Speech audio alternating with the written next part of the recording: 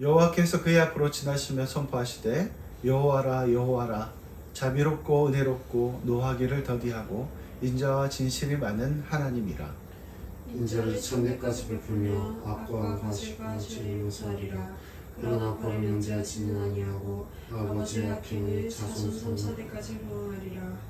모세가 급히 땅에 엎드려 경배하며 이르되 주여 내가 주께 은총을 입었거든 원하건대 주는 우리와 동행하옵소서. 이는 먹이 뻣뻣한 백성이니이다. 우리의 악과 죄를 사하시고 우리를 주의 기업으로 삼으소서. 같이 여호와께서 이르시되 보라 내가 언약을 세우나니 곧 내가 아직 온 땅 아무 공민에게도 행하지 아니한 이적을 너희 전체 백성 앞에 행할 것이라. 내가 머무는 나라 백성이 다 여호와의 행하심을 보리니 내가 너를 위하여 행할 일이 두려운 것임이니라. 아멘. 약속의 땅을 향한 여정에 더 이상 동행하지 않으실 것이라는 하나님의 말씀. 그 말씀은 모세와 이스라엘 백성을 슬프게 했어요. 모세는 알았습니다. 이스라엘을 세상 모든 민족과 구별하는 것은 바로 하나님과의 동행이라는 사실. 하나님께서 동행하셔야 이스라엘 민족이 다른 세상의 모든 민족들과 구별된다는 것을 알았어요. 서로 이스라엘 백성이 약속의 땅에 이르게 된다고 해도 하나님께서 그들과 함께 가시지 않으면 아무 소용이 없다는 것을 모세는 알았던 것입니다. 그리고 모세는 하나님과 대면하여 이야기를 나눈 만큼 하나님과 늘 동행하는 사람이었어요. 그런데 하나님께서 가지 않으시면 그 모든 영광도 잃어버릴 것이 뻔했습니다. 그래서 슬퍼한 거예요. 그래서 두려워한 것입니다. 모세는 간절한 마음으로 하나님 앞에 매달렸고 결국 하나님은 그런 모세의 기도를 들어주셔요. 다시 이스라엘 백성과 동행할 것이라고 약속하신 것입니다. 그러자 모세가 정말 놀라운 청을 하나 드려요. 모세가 이르되 원하건대 주의 영광을 내게 보이소서. 원하건대 주의 영광을 내게 보이소서. 이것은 다른 게 아니라 하나님 내게 하나님을 보여주십시오. 이렇게 얘기하는 거예요. 하나님의 얼굴을 보고 싶다고 이야기하는 것이죠. 이거는 하나님을 더욱 깊이 알고 싶어하는 모세의 마음이 담긴 요청이다. 이렇게 이해할 수 있는 것입니다. 모세는 정말 하나님을 더욱더 깊이 알고 싶었던 거예요. 그래서 아무도 경험할 수 없는 기회가 주어집니다. 하나님을 보게 된 거죠. 비록 등밖에 보지 못했지만 그래도 하나님을 보았다는 것은 정말 위대하고 너무나 놀라운 사건입니다. 모세밖에 없는 거예요. 하나님의 얼굴을 보고 살 자가 없다. 하나님께서 이렇게 말씀하셨거든.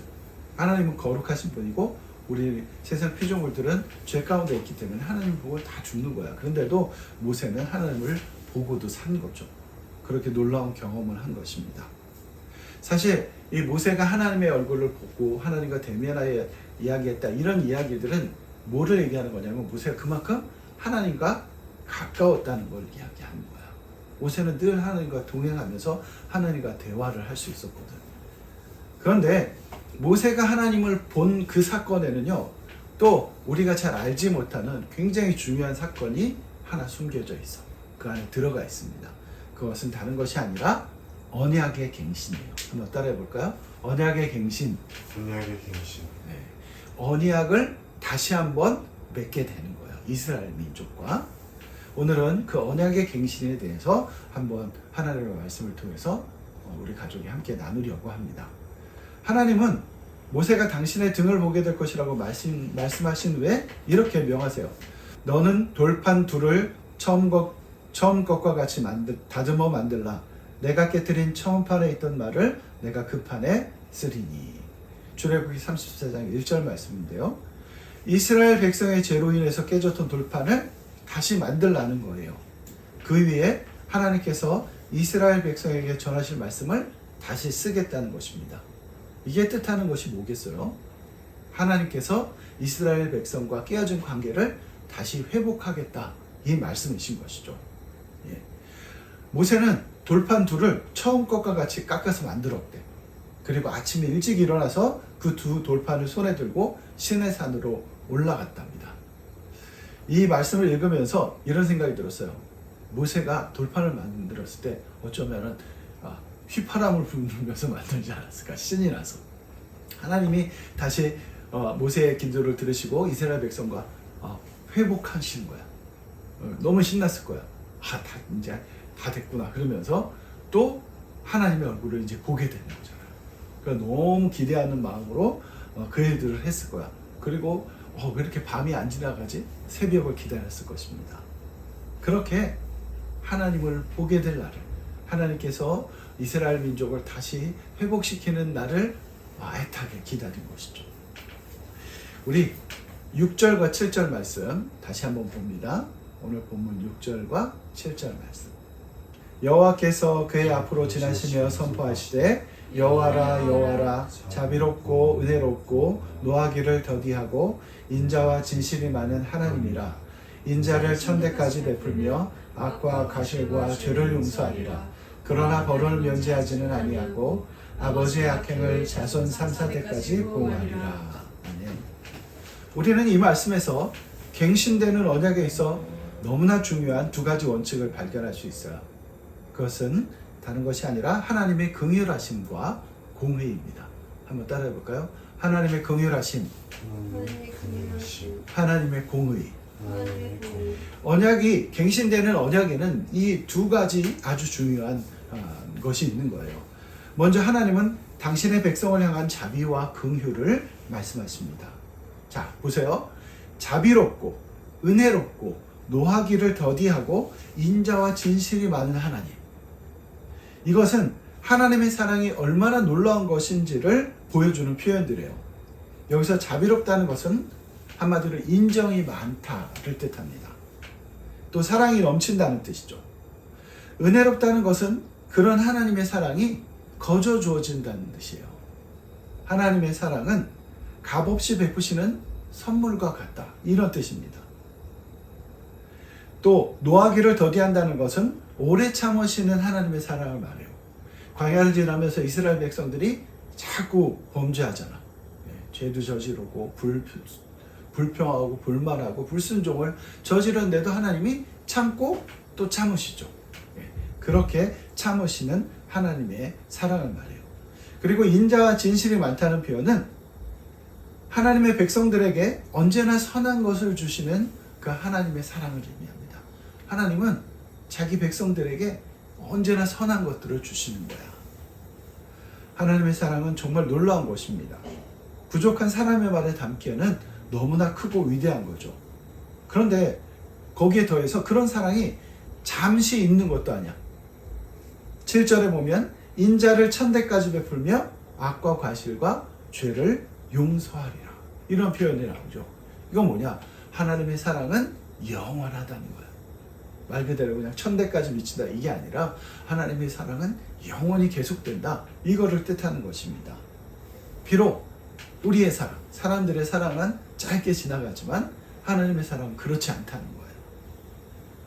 그런데 갱신되는 언약에 그렇게 사랑만 있는 것은 아닙니다. 하나님의 공의도 있어요. 그러나 벌을 면제하지는 아니하고 아버지의 악행을 자손 3, 4대까지 보응하리라. 하나님의 사랑은 죄를 외면하지 않는 정의로운 사랑입니다. 하나님의 사랑은 죄가 있다고 해서 그것을 그냥 무시하고, 사실 아빠 입장에서는 우리 유신이나 혜림이가 서로 죄를 졌다고 하더라도 그것들을 때로는 이렇게 아예 그냥 무시하고 지나갈 때도 있어. 잘못을 해도. 왜? 그걸 계속 지적하면 관계가 불편해지기도 하고, 또 아빠도 죄인이기 때문에 뭐 그럴 수 있지 이렇게 지나갈 수 있단 말이죠. 그런데 하나님은 공의로우신 분이고 하나님은 거룩하신 분이기 때문에 죄를 외면하지 않으셔요. 이게 굉장히 중요한 것입니다. 사랑하기 때문에 더욱 엄한 벌을 내리시는 분, 그분이 하나님이야. 그게 하나님의 공의입니다. 아버지의 악행을 자손 3, 4대까지 보호한다는 말은 단순히 죄에 대한 벌이 자손들에게까지 이어진다 이런 뜻은 아닙니다. 사람이 죄를 지으면 그 죄에 대한 벌은 결코 사라지지 않는다는 것이죠. 앞서 이스라엘 백성이 하나님을 대신해서 금송아지 형상을 만들었을 때도 마찬가지였습니다. 그러나 내가 보응하려고 하는 그들의 죄를 보응하리라. 이게 하나님께서 모세에게 하신 말씀이었잖아요. 하나님께서 진멸하시려고 했어, 이스라엘 백성을. 그런데 모세가 간절히 기도해서 그거는 면했죠. 그런데도 하나님은 끝내 내가 보응할 날이 되면 그들의 죄를 보응할 것이다. 그리고 결국은 이스라엘 백성이 하나님의 보응을 받았잖아요. 그래서 많은 사람이 죽었습니다. 하나님은 공의로운 분이기 때문에 죄를 그냥 외면하실 수가 없는 거예요. 죄에 대한 벌은 반드시 있어야 되는 것입니다. 선한 자는 복을 받고 악한 자는 자신의 악으로 인한 벌을 받는 것, 그것이 하나님의 공의예요. 사실 우리가 사랑의 하나님에 비해서 공의의 하나님은 잘 느끼기가 쉽지 않습니다.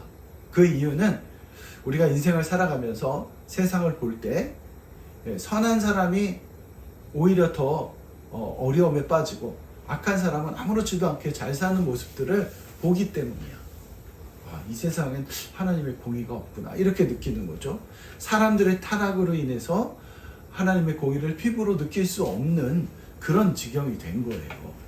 하지만 그렇다고 해도 하나님은 분명 공의의 하나님입니다. 선한 삶에는 상이 있고 죄에는 반드시 보응이 있어요. 이거 기억해야 돼. 우리 혜림이, 유신이, 그리고 엄마 아빠, 우리가 이 세상에서 하나님을 알고 하나님을 믿는 사람들은 이걸 분명히 기억해야 됩니다. 우리가 짓는 죄들이 분명히 보응이 있어요.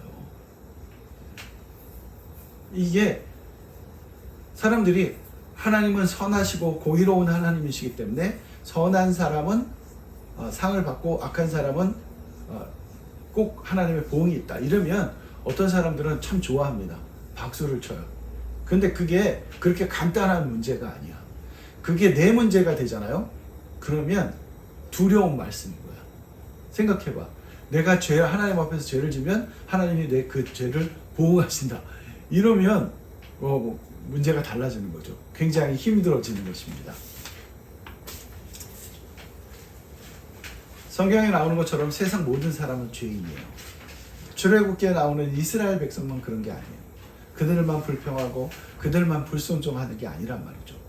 광야를 지나면서 하나님의 뜻을 알면서도 불순종의 길을 택하는 이스라엘 백성, 그들을 보면서 우리가 혀를 끌고 차기도 하지만 사실 그들의 삶이 바로 오늘 우리의 삶이기도 해요.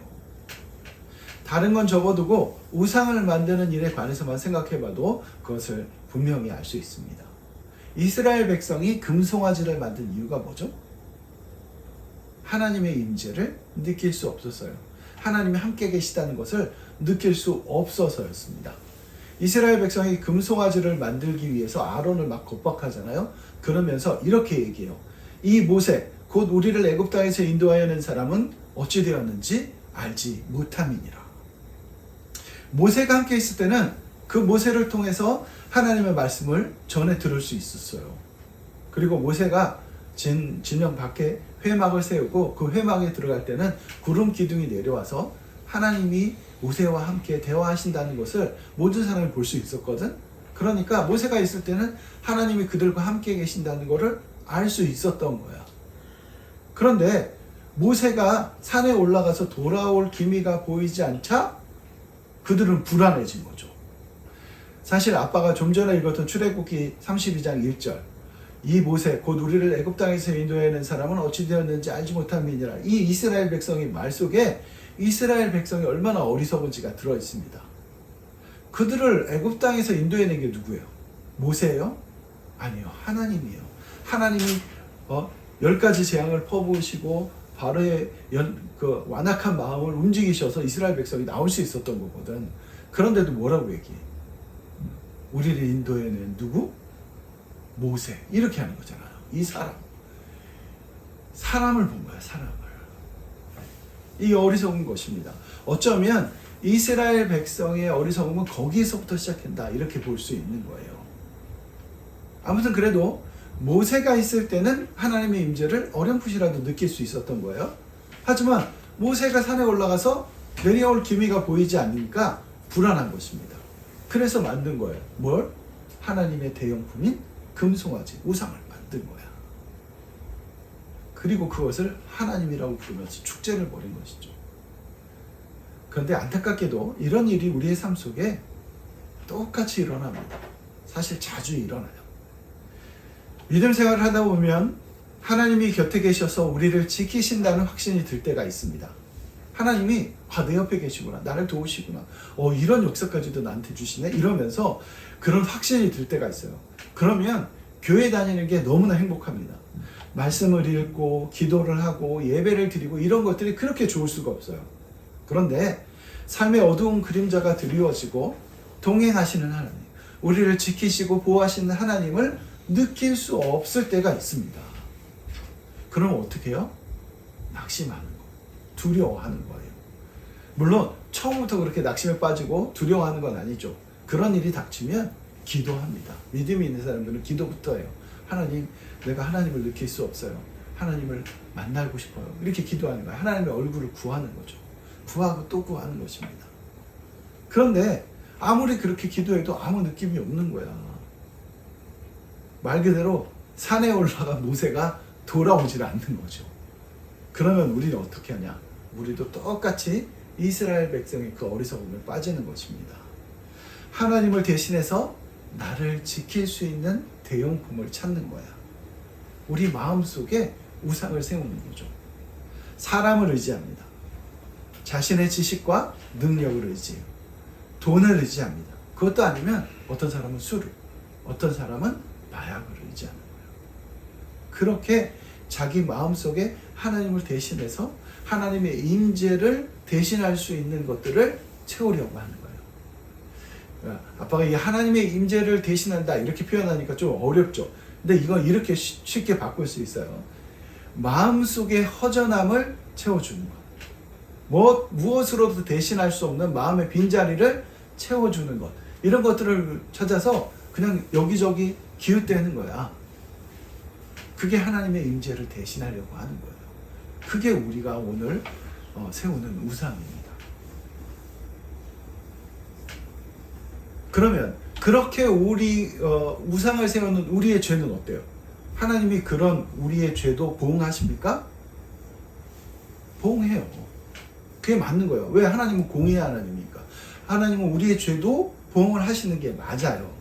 그런데 우리에게는 그날 이스라엘 백성들에게 없었던 게 있죠. 없었던 분이 계시죠. 누구? 예수님이 계시잖아요. 우리의 모든 죄를 지고 십자가에서 죽으신 예수님, 죄와 죽음을 이기시고 부활하신 예수님이 계신 것입니다. 우리는 그분을 우리의 구주로 영접했어요. 구주로 믿는 거야. 그러니까 예수님 안에서 그 갱신된 언약, 그 언약이 완전하게 되면서 하나님의 공의도, 하나님의 긍휼하심도 하나가 되는 거예요.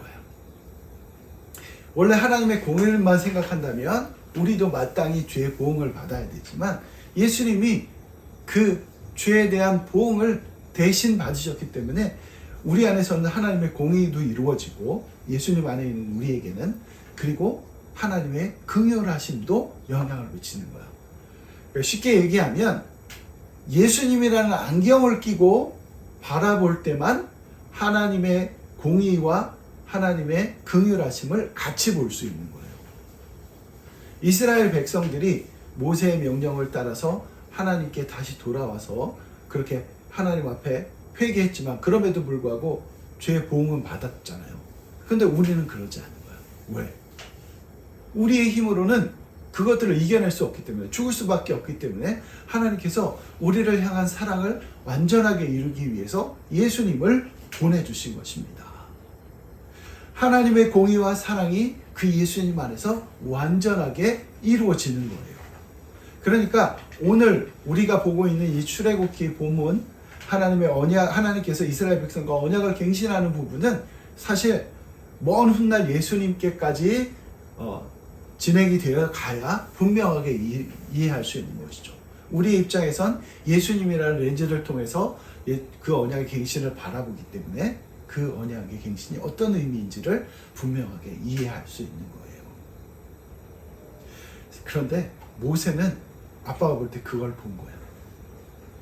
그래서 바로 엎드립니다. 그리고 하나님께 이렇게 말해요. 이르되 주여, 내가 주께 은총을 입었거든. 내가 주께 은총을 입었거든. 원하건대 주는 우리와 동행하옵소서. 이는 목이 뻣뻣한 백성이니이다. 우리의 악과 죄를 사하시고 우리를 주의 기업으로 삼으소서. 하나님의 은혜를 본 거예요. 하나님이 그들을 끝내 약속의 땅으로 이끄시고, 그리고 아무리 시간이 오래 흘러도 그들을 끝내 되찾으실 것이라는 사실을 모세는 알았던 것입니다. 그래서 엎드려서 목이 뻣뻣한 백성, 사실 이 목이 뻣뻣한 백성은 모세가 먼저 쓴 말이 아니에요. 하나님이 먼저 쓰신 말입니다. 이스라엘 백성들이 금송아지 형상을 만들었을 때 하나님이 분노하셔서 모세를 불러서 그렇게 말씀하시는 거예요. 이 백성은 목이 뻣뻣한 백성이다. 그러니까 모세가 이렇게 기도한 건 뭐냐면, 하나님 옳습니다. 이 백성은 목이 뻣뻣해요. 하나님, 그래도 우리를 용서하시고 주님의 것으로 삼아 주십시오. 이렇게 기도하는 거예요. 한마디로 하나님의 공의로우심에 대해서는 두려움으로 인정하면서 하나님의 긍휼하심에 기대서 기도하는 거죠. 그러니까 모세는 다 알고 있었던 거야. 하나님의 공의와 하나님의 긍휼하심이 하나로 예수님 안에서 모아질 것이라는 것을. 시간이 많이 흘러서 예수님께서 오시고 예수님께서 사역을 하시다가 변화산이라는 곳에 올라가시는 사건이 신약에 나와요. 누가복음에 보면 모세와 엘리야가 내려와서 예수님의 별세하심에 대해서 이야기했다, 이렇게 적고 있어요. 근데 아빠는 그걸 읽을 때마다 그런 심정이 듭니다. 모세가 예수님과 그 얘기를 내려와서 얘기할 때 오늘 본문에 있는 그 사건을 기억하지 않았을까. 하나님께서 이스라엘 백성들에게 그 긍휼하심과 공의를 같이 선포하실 때 그 느낌을 모세는 분명히 기억했을 것입니다. 왜냐하면 예수님 안에서 그 하나님의 공의와 하나님의 긍휼하심이 하나 되는 것을 볼 수 있었기 때문이죠. 마침내 하나님은 이스라엘 백성과 언약을 갱신하시죠. 우리 10절 말씀 마지막으로 한번 읽고 설교 끝낼게요. 10절 말씀. 여호와께서 이르시되 보라, 내가 언약을 세우나니 곧 내가 아직 온 땅 아무 국민에게도 행하지 아니한 이적을 너희 전체 백성 앞에 행할 것이라. 내가 머무는 나라 백성이 다 여호와의 행하심을 보리니 내가 너를 위하여 행할 일이 두려운 것이니라. 아멘.